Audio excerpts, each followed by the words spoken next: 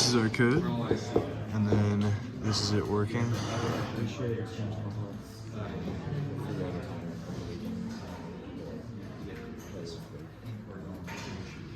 And this is the flow chart explaining it. So it goes, if it'll focus, goes from potentiometer to the values from the potentiometer, goes to the Arduino Uno, and our code specifies that values underneath 334 equals green, under 334 but over 334 but under 667 is yellow, and then over 667 equals red.